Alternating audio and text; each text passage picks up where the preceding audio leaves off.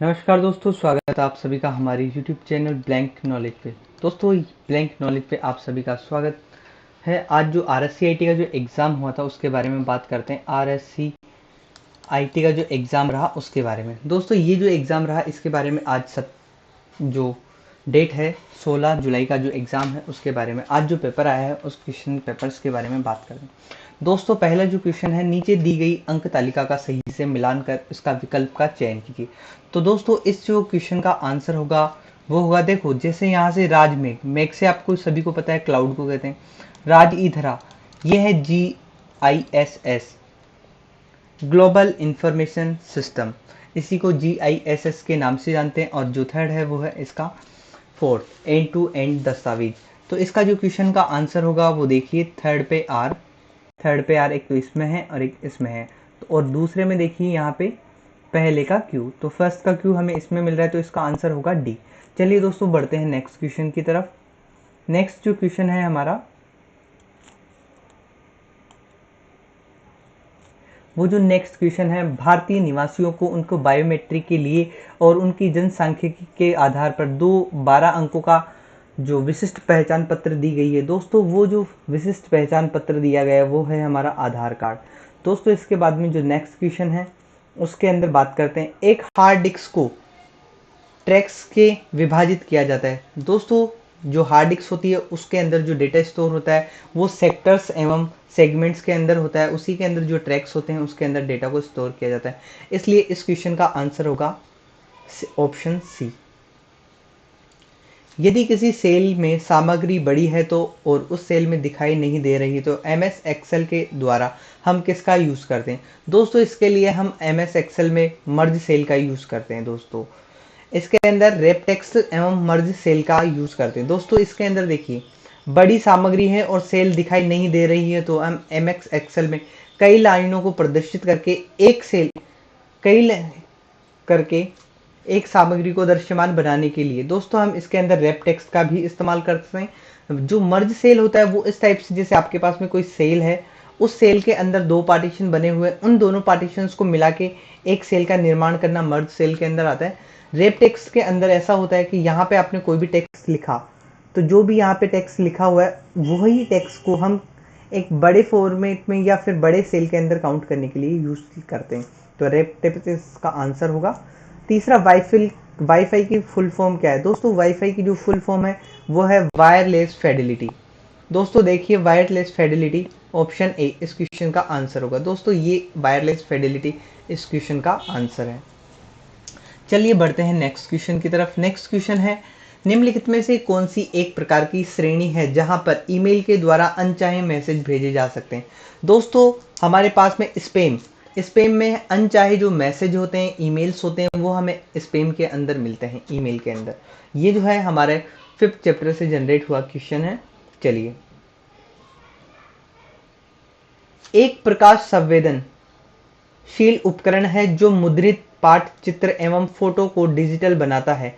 दोस्तों, इसको हम स्कैनर के नाम से जानते हैं। दोस्तों, जो स्कैनर होता है, जो स्टिक को हम यूज करते हैं गेम खेलने के पर्पज से, और प्रिंटर हमारा आउटपुट डिवाइस है, माउस हमारा एक इनपुट डिवाइस है, लेकिन स्कैनर है जो हमें किसी भी फिजिकल फॉर्मेट में जो चीज़ें या तो कोई डॉक्यूमेंट्स हमारे सामने अवेलेबल होते हैं उनको हम स्कैनर के माध्यम से डिजिटल फॉर्म में कन्वर्ट करने का काम करते हैं। दोस्तों, नेक्स्ट क्वेश्चन है, डॉक्यूमेंट्स को सेव करने की प्रक्रिया को कहा जाता है?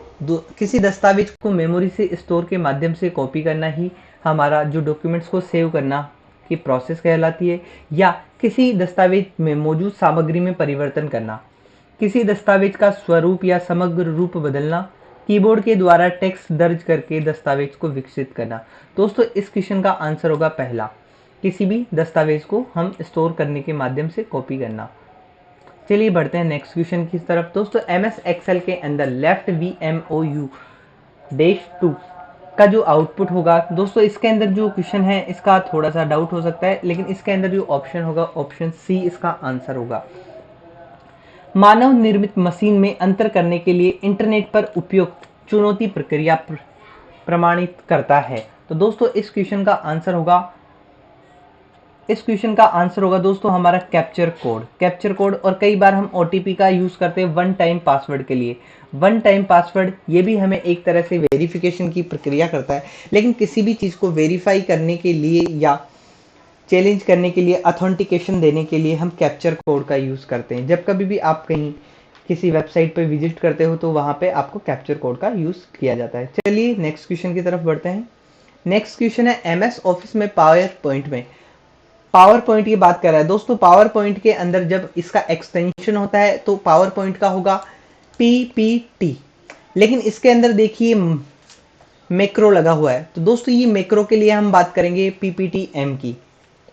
तो इस क्वेश्चन का आंसर होगा ऑप्शन डी। निम्नलिखित में से कौन सा डिजिटल भुगतान करने का एक सही तरीका नहीं है? दोस्तों MICR, क्योंकि ये क्या है, मैग्नेटिक इंक कैरेक्टर रिकॉग्नाइजेशन है, डिवाइस है जिसके माध्यम से हम चेक्स वगैरह को रीड करने के लिए उपयोग में लिया जाता है। तो इस क्वेश्चन का आंसर होगा ऑप्शन डी। MS वर्ड में गटर को क्या कहते हैं? दोस्तों ये जो गटर होता है इसको हम मार्जिन के रूप में यूज करते हैं। ये जो गटर मार्जिन होता है, जब कभी भी हम बुक्स वगैरह को प्रिंट करते हैं तो बुक्स प्रिंट होने से पहले ही उसके अंदर एक मार्जिन सेट किया हुआ होता है, जो प्रिंटिंग के टाइम पे उसे स्टेबल या बाइंडिंग करने के लिए यूज में लिया जाता है, उसे हम गटर मार्जिन कहते हैं। चलिए बढ़ते हैं नेक्स्ट क्वेश्चन की तरफ। नेक्स्ट क्वेश्चन है MS पावर पॉइंट में हम स्लाइड को शुरुआत करने के लिए F5 कुंजी का प्रयोग करते हैं, और वर्तमान स्लाइड से स्टार्ट करने के लिए इसके लिए हम शिफ्ट प्लस F5 का यूज करते हैं।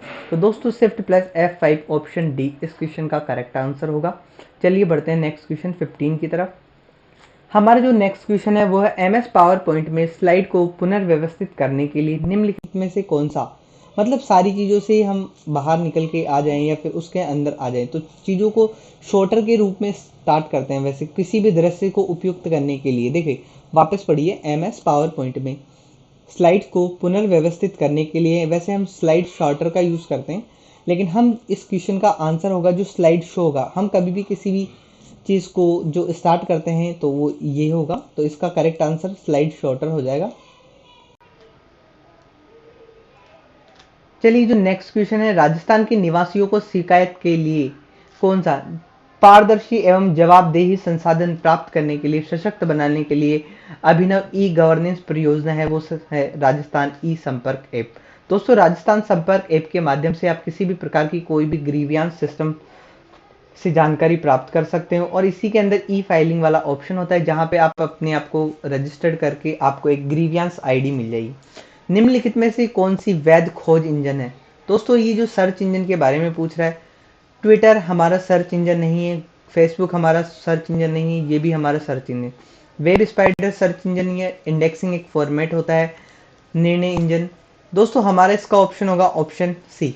गूगल एक सर्च इंजन है, बिंग एक सर्च इंजन है, याहू एक सर्च इंजन है, इसी के साथ में डक डक गो एक सर्च इंजन के रूप में, ask.com भी एक तरह से हम सर्च इंजन के रूप में उपयोग में लेते हैं। चलिए जो नेक्स्ट है उसके बारे में बात करते हैं। दोस्तों PNR पैसेंजर नेम रिकॉर्ड के नाम से जाने वाले 10 अंकों के एकीकृत अद्वितीय नंबर को PNR का फुल नेम क्या है? दोस्तों इसका नाम है पैसेंजर नेम रिकॉर्ड। चलिए बढ़ते हैं आगे की तरफ।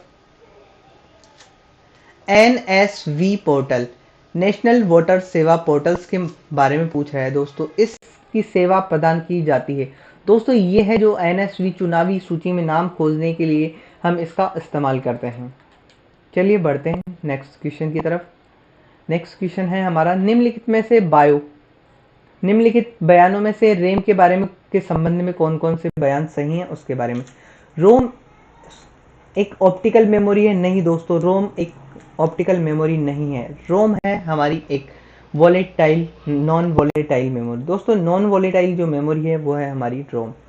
रैम उन निर्देशों को संग्रहित करता है जिन पर वर्तमान में काम कर रहे हैं, स्टोर करता है। दोस्तों ये स्टोर नहीं करता, ये सिर्फ प्रेजेंट टाइम में आपका कंप्यूटर काम कर रहा है उसी के ऊपर डिपेंड करता है, तो यह भी गलत होगा। रोम हमारा BIOS के ऊपर डेटा को संग्रहित करता है। रैम का उपयोग करते हैं हम डेटा को पढ़ने के लिए, लिखने के लिए और अनुमति देने के लिए। बिजली बंद होने पर रैम और रोम अपना डाटा खो देती है। दोस्तों रेम अपना डाटा खोती है, रोम अपना डाटा नहीं खोती, इसलिए ये ऑप्शन भी नहीं होगा। चलिए देखते हैं निम्न में से कौन से ऑप्शन हमारे क्वेश्चन से मैच खाते हैं दोस्तों। पहला ऑप्शन हमारा नहीं है, 2, 3 और रेम, ये वाला ठीक है। तो इसका आंसर हो जाएगा 2, 3 और 4। चलिए देखते हैं कौन से ऑप्शन में मिलता है 2, 3 और 4। दोस्तों ये वाला जो ऑप्शन है ये बिल्कुल करेक्ट आंसर है, बी ऑप्शन। चलिए बढ़ते हैं नेक्स्ट क्वेश्चन की तरफ। चैलेंज करने के लिए मैकेनिज्म को देखो, बैच बनाने के लिए, प्रिंट करने के लिए किस किस का उपयोग किया जाता है? चैलेंज रिस्पॉन्स के लिए, मैकेनिज्म के लिए आदर्श एवं निर्देशकों की श्रृंखला को हम क्या कहते हैं? दोस्तों ये आदर्श एवं निर्देशकों की श्रृंखला होती है। जैसे इमेज वगैरह बनाने के लिए तो हम किसका यूज करते हैं? कैप्चर का, फिर बाद में हम मेल मर्ज का, और फिर हाई फैशंस का यूज करेंगे। तो इसका ऑप्शन होगा ऑप्शन डी। विंडोज 10 में built in real time antivirus है। दोस्तों ये पहले से ही जो विंडोज डिफेंडर होता है वो इसके अंदर एक पहले से ही इनबिल्ड एंटीवायरस होता है।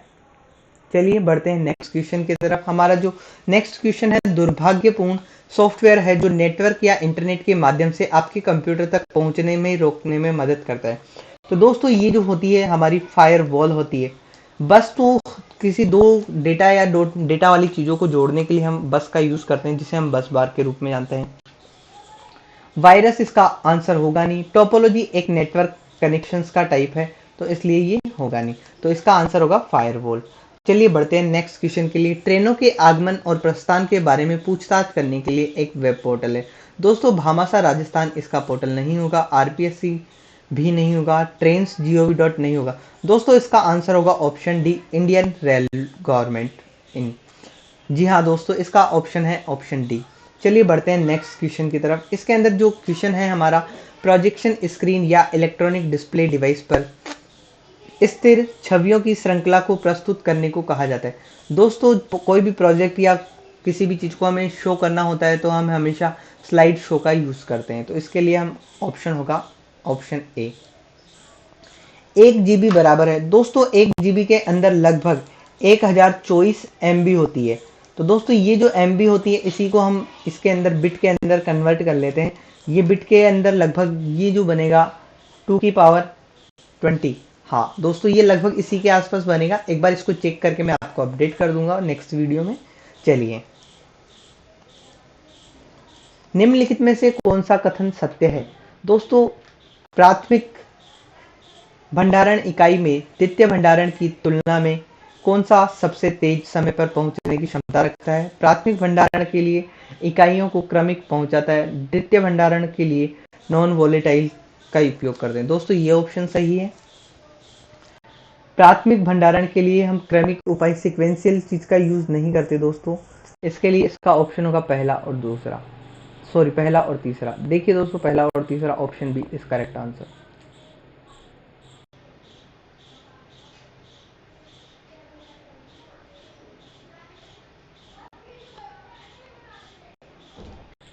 निम्नलिखित में से ऑनलाइन बैंकिंग का लाभ। दोस्तों ऑनलाइन बैंकिंग का किसी भी समय यूज कर सकते हैं, ऑप्शन ए।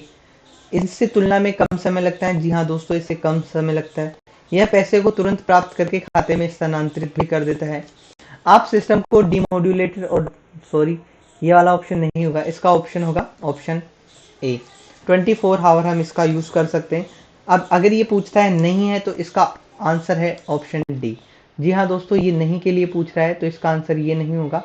इसका आंसर ये जो मॉड्यूलेटर एंड डीमॉड्यूलेटर है ये बना हुआ होता है हमारे मॉडेम के लिए। मॉडेम एक ऐसा डिवाइस होता है जो एनालॉग सिग्नल्स को डिजिटल सिग्नल में और डिजिटल सिग्नल्स को एनालॉग सिग्नल में कन्वर्ट करने के लिए उपयोग में लिया जाता है। चलिए बढ़ते हैं नेक्स्ट क्वेश्चन की तरफ। नेक्स्ट क्वेश्चन, कंप्यूटर की स्क्रीन में एक छवि जो सबसे छोटी इकाई बनाती है या की बनी हुई होती है। दोस्तों रोशनी नहीं होती, टेबल नहीं होती, एमबी तो एक मेमोरी स्टोरेज का डिवाइस है। तो इसका जो आंसर होगा वो होगा ऑप्शन डी, सी, पिक्सल्स। जी हाँ दोस्तों, रेजुलेशन इन पिक्सल 2 टाइप की चीज़ें होती है हमारे कंप्यूटर स्क्रीन के अंदर जिसका हम यूज़ करते हैं। स्ट्राइक ट्रुथ क्या है? दोस्तों ये काफ़ी ही चर्चित रहने वाला क्वेश्चन है इन दिनों। ये काफ़ी सबसे ज़्यादा यह है किसी टेक्स्ट के ऊपर रेखा खींचता है। दोस्तों नहीं, किसी भी टेक्स्ट के ऊपर रेखा नहीं खींचता। तो इसका आंसर ये तो नहीं होगा। चलिए, यह किसी टेक्स्ट के मध्य से होकर एक, हाँ जी दोस्तों, इसका आंसर यही होगा, किसी मध्य से होकर। जब हम कोई भी टेक्स्ट वगैरह को लिखते हैं तो ए बी सी इस टाइप से हमने कोई टेक्स्ट लिखा, इसको हम इस तरह से काट के सब्सक्रिप्ट के अंदर काउंटिंग में होता है ये, तो इसके लिए जो ऑप्शन होगा इसका ऑप्शन होगा ऑप्शन बी। चलिए बढ़ते हैं नेक्स्ट क्वेश्चन की तरफ। कोई दस्तावेज मुद्रित होने से पहले कैसा दिख रहा है? दोस्तों ये जो पूछ रहा है, कोई भी डॉक्यूमेंट्स है जो प्रिंट होने से पहले कैसा दिखता है, उसके लिए हम यूज करते हैं प्रिंट प्रीव्यू का। दोस्तों प्रिंट प्रीव्यू, प्रिंट करने से पहले वाला व्यू, जिसे हम क्या बोलते हैं, प्रिंट प्रीव्यू कहते हैं दोस्तों। तो इसका आंसर होगा ऑप्शन सी। मूल और संसाधित असंशोधित दस्तावेजों का प्रमाण प्रदान करने के लिए एक क्रिएशन तकनीक का उपयोग करता है। दोस्तों क्रिएशन तकनीक का उपयोग कौन करता है? हमारे डिजिटल हस्ताक्षर। ये सारे के सारे हमारे पास में मेलवेयर्स के एग्जाम्पल है, जिसके अंदर फायरवॉल, ट्रोजन हॉर्स, ये सारे के सारे 14 चैप्टर्स से संबंधित है, जो RSCIT का 14 चैप्टर है उसके अंदर साइबर सिक्योरिटी। चलिए बढ़ते हैं नेक्स्ट क्वेश्चन में। राजस्थान के लिए SaaS as software as a service के रूप में एवं पास एज ए सर्विस के रूप में किसका यूज किया जाता है? दोस्तों सास एवं पास के लिए हम यूज करते हैं ज्यादातर राजमेघ का। राजमेघ, राजधरा तो GIGS के लिए यूज करते हैं। ये एक तरह से हमारे लिए सेवा द्वार होते हैं दोस्तों। तो इस क्वेश्चन का आंसर होगा ऑप्शन सी। राजमेघ नहीं होगा, राजमेघ एक क्लाउड होता है, तो ये डेटा को स्टोर करता है, तो इसका जो आंसर होगा सेवा द्वार हो सकता है। इसके ऊपर एक बार डाउट है, एक बार हम इसको कंफर्म करेंगे नेक्स्ट वीडियो में, जब भी मैं लाऊंगा उसमें ये डाउट्स देख लेंगे, या कमेंट बॉक्स में मैं इनकी करेक्ट आंसर पिन कर दूंगा। चलिए जो नेक्स्ट क्वेश्चन है वो है हमारा, पावर पॉइंट के अंदर MS पावर पॉइंट 2010 में प्रेजेंटेशन को समाप्त करने के लिए कौन सी कुंजी? दोस्तों बैक स्पेस का यूज नहीं करते, एंटर की का यूज नहीं करते, F1 का यूज हम हेल्प के लिए करते हैं, तो इसका करेक्ट आंसर होगा ऑप्शन ए। जी हाँ दोस्तों, एस्केप की का यूज करते हैं। जो कीबोर्ड में फर्स्ट की होती है लेफ्ट साइड, उसी की को हम एस्केप की कहते हैं। चलिए बढ़ते हैं हम अपने अंतिम प्रश्न की ओर। हमारा जो अंतिम प्रश्न है, निम्नलिखित में से कौन सा एप्लीकेशन प्रोग्राम आमतौर पर PDF फाइलों को देखने के लिए उपयोग किया जाता है? दोस्तों जो हम सबसे ज़्यादा यूज़ करते हैं कंप्यूटर के अंदर, एडोब रीडर का यूज़ करते हैं, जिसके माध्यम से हम PDF को देख सकते हैं। डिवाइस एंड ड्राइव तो हमारे साथ में कोई भी हार्डवेयर एंड सॉफ्टवेयर जो कनेक्ट होते हैं हमारे सिस्टम के साथ में, उसके साथ में जो सॉफ्टवेयर होते हैं उसी को हम डिवाइस एंड ड्राइव। कोर्टोना एक सर्च करने का मेथड है, और विंडोज डिफॉर्मेशन तो ये आंसर होगा नहीं। तो इसका जो करेक्ट आंसर होगा वो होगा ऑप्शन बी। दोस्तों हमने लगभग 35 क्वेश्चंस के अंदर से 35 क्वेश्चंस के अंदर से लगभग 33 क्वेश्चंस के आंसर हमारे सही होंगे, जहां तक हमने कोशिश की है। और एक बार देख लेंगे, अगर कोई आंसर अगर लगता है कि मिसमैच हो रहा है तो मैं उसे कमेंट बॉक्स में पिन कर दूंगा। तो आप बताइए मुझे आपका एग्जाम कैसा रहा, इस चीज़ के बारे में मुझे कमेंट सेक्शन में इंफॉर्मेशन जरूर दें। सेट बी का हमने यूज़ किया है इसके अंदर, तो आप एक बार अगर आपका कोई सेट वगैरह एक्सचेंज होता है तो आप एक बार सेट को हमें भेज सकते हैं, हमें कमेंट बॉक्स में भेज सकते हैं, या फिर और कहीं से मेल कर सकते हैं। चलिए अब हम बात करते हैं हमारी ब्लैंक नॉलेज। दोस्तों ब्लैंक नॉलेज ऐसा यूट्यूब चैनल है, ऐसा प्लेटफॉर्म है, जिसके माध्यम से हम ऐसी अलग अलग चीज़ों के बारे में जानकारी लेंगे, जिसके साथ साथ हम अपनी चीज़ों को, अपनी नॉलेज को अपडेट करेंगे। दोस्तों मेरी रिक्वेस्ट है आप सभी से, आप सभी हमारे यूट्यूब चैनल को सब्सक्राइब करें, लाइक करें, और वीडियो को अंत तक देखने के लिए आपका बहुत बहुत धन्यवाद। मिलते हैं अगली वीडियो में। मैं बहुत ही जल्दी आप सभी के लिए लेकर आ रहा हूँ एक धमाकेदार सीरीज, जिसके अंदर हम बात करेंगे कंप्यूटर्स के बेसिक्स के बारे में, और कुछ हिस्ट्री, पॉलिटी वगैरह, ऐसे बहुत सारी चीज़ों के बारे में हम डे बाय डे कुछ स्पेशल फैक्ट्स जो चल रहे हैं, कुछ चर्चा के विषय होते हैं, कुछ स्पेशल क्या न्यूज़ चल रही है, उन सभी चीज़ों से रिलेटेड हम यहाँ पे एक सीरीज को काउंट करेंगे, और उसी काउंट सीरीज के साथ में हम आगे बढ़ेंगे। जैसा कि RPSC के बहुत सारे एग्जाम्स आने वाले हैं, जहाँ पे राजस्थान GK, राजस्थान हिस्ट्री के बारे में पूछने वाले हैं। तो दोस्तों इन सभी एग्जाम्स के लिए हम एक प्रीवियस ईयर्स की एक सीरीज लेके आएंगे, प्रीवियस ईयर क्वेश्चंस की, तो उसी के अंदर अब हम बात करेंगे आगे। चलिए मिलते हैं नेक्स्ट वीडियो में, तब तक के लिए धन्यवाद।